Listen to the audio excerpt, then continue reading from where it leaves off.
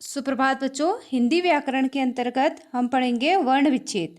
तो वर्ण भाषा की सबसे छोटी इकाई को कहा जाता है और उस एक एक वर्ण को क्रम से अलग करना वर्ण विच्छेद कहा जाता है हिंदी व्याकरण के अंतर्गत। और वर्ण में हमारा स्वर और व्यंजन दोनों ही सम्मिलित होंगे वर्ण विच्छेद के अंतर्गत। तो आइए कुछ उदाहरण देखते हैं। सबसे पहले आप लोग उदाहरण देख रहे हैं भारत। भारत एक शब्द है, इसका हमें वर्ण विच्छेद करना है। और वर्ण विच्छेद में देखिए इसका भ धन आ धन र धन अ धन त धन अ।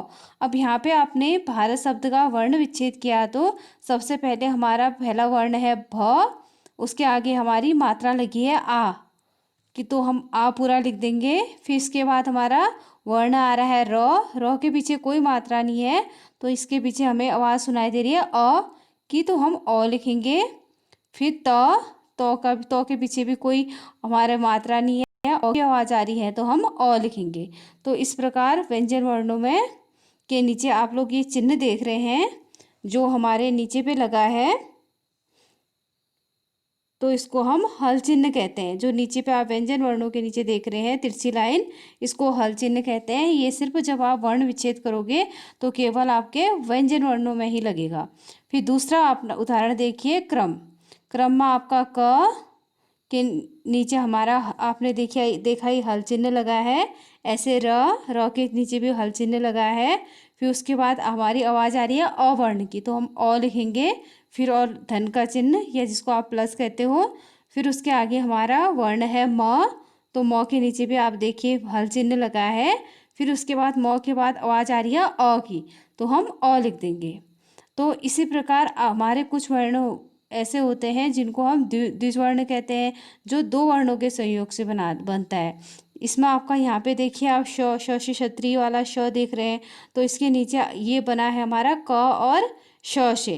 क और श से ये वाला श बनता है, तो हम क इसका अगर वर्ण विच्छेद करना होगा तो हम क धन श, नीचे हल चिन्ह आप देख रहे हैं। इसके अलावा आपका अ की आवाज़ आ रही है तो अ, कोई मात्रा नहीं है तो अ की आवाज़ आ रही है, हम अ लिख देंगे। इस प्रकार जो त्र वर्ण है वो त्र और र, त और र के योग से बना है, इसलिए हम इसको त और र लिखेंगे। उसके बाद अ की आवाज़ आ रही है तो अ लिखेंगे। इसी प्रकार जो ज्यों वर्ण है, ज्यों बनता है हमारा जौ और अंगों से। जौ और अंगों से हमारा बना ज्यों, तो इसके नीचे आप देखिए नीचे हल चिन्ह लगा है, तो इसी प्रकार हम हल चिन्ह लगाएंगे जब हम इसका वर्ण विच्छेद करेंगे। और पीछे आवाज़ आ रही है अ की, तो अ लिखेंगे। इस प्रकार अगर ज्यों का हमें वर्ण विच्छेद करना है तो ज धन ज्यों धन अ, ज धन ग धन अ, इस प्रकार लिखेंगे। इसी प्रकार जो श्र बनता है हमारा शलगम वाला श और र से, और नीचे हमें हल चिन्ह, ये व्यंजन वर्णों के नीचे हमारा हल चिन्ह अवश्य लगता है जब हम इसका वर्ण विच्छेद करते हैं। इसी प्रकार अन्य उदाहरण दिए गए हैं आपका क्षमा, जैसा कि मैंने आपको श बताया, श बनता है क और श के मिल से, इसलिए अगर हम इसका वर्ण विच्छेद करेंगे तो क और श धन अ आएगा, और म के नीचे म और उसके नीचे हल चिन्ह आप देख रहे हैं। इसी प्रकार उसके आगे आ रहा है तो आ की मात्रा आ रही है तो हमने आ लगा दिया। फिर दूसरा उदाहरण देखिए आप मित्र। मित्र में म के नीचे हमने हल चिन्ह लगाया। इसके बाद हमारी ई की मात्रा आ रही है, छोटी ई की मात्रा आ रही है तो ई लिखेंगे। फिर हम त लिखेंगे। त जो हमारा त्र बना है वो त और र के योग से बना है, और उसके नीचे आगे अ की आवाज़ आ रही है तो अ, और नीचे हल चिन्ह अवश्य लगाना है। अब आपको ये ध्यान रखना है कि हमें जो व्यंजन वर्ण है उसमें हमेशा ही हल चिन्ह लगाते रहना है। इसी प्रकार आप विज्ञान का देख रहे हैं, तो विज्ञान में हमने व नीचे हल चिन्ह लगाया है। इसी प्रकार छोटी की मात्रा है तो छोटी लिखी है। और जैसे कि मैंने आपको बताया ज्यों से ज्ञानी ज और ज्यों के योग से बनता है, तो इसको हम ज अंग और आ लिखा, इसलिए हमारा ज्ञा बन गया। और नीचे उसके बाद हमारा 9 है तो हमने 9 पूरा लिख दिया, और उसके नीचे हल चिन्ह लगा रखा और उसके आगे अ लिख दिया।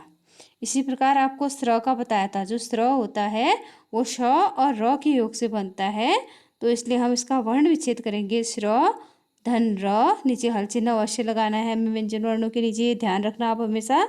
इसके बाद हमारी अ की आवाज़ आ रही है तो हम अ लिख देंगे, और म के लिए म, नीचे हल चिन्ह, और अ की आवाज़ आ रही है तो हम अ लिखेंगे। इसी प्रकार आप देखिए उज्ज्वल, उज्ज्वल में आप देखिए पहले हमारा ऊ है तो हमने ऊ लिख दिया। अगर आप यहाँ पे देखिए ऊ हमारा क्या है, एक स्वर व्यंजन है, लेकिन ये किसी व्यंजन के साथ नहीं है तो इसको हम पूरा ऊ लिख देंगे। इसके आगे हमारा हल चिन्ह नहीं लगेगा इसके नीचे। फिर आप जौ देखिए, जौ क्या है हमारे यहाँ पे दोनों आधे आधे जौ लिखे गए हैं, तो हम जौ को यहाँ विच्छेद करते समय पूरे जौ लिखेंगे, लेकिन उसके नीचे हल चिन्ह अवश्य लिखेंगे। तो जहाँ पे आधे वर्ण होते लिखे रहते हैं तो उसके आगे हम अ नहीं लगाएंगे, इस बात का विशेष ध्यान दीजिए आप। और व लिखा हमने, व, उसके आगे अ और ल, व पूरा है, उसके आगे हमारे अ की आवाज़ आ रही है अ, ल की आवाज़ आ रही है ल के बाद अ की आवाज़ आ रही है तो अ लिख दिया।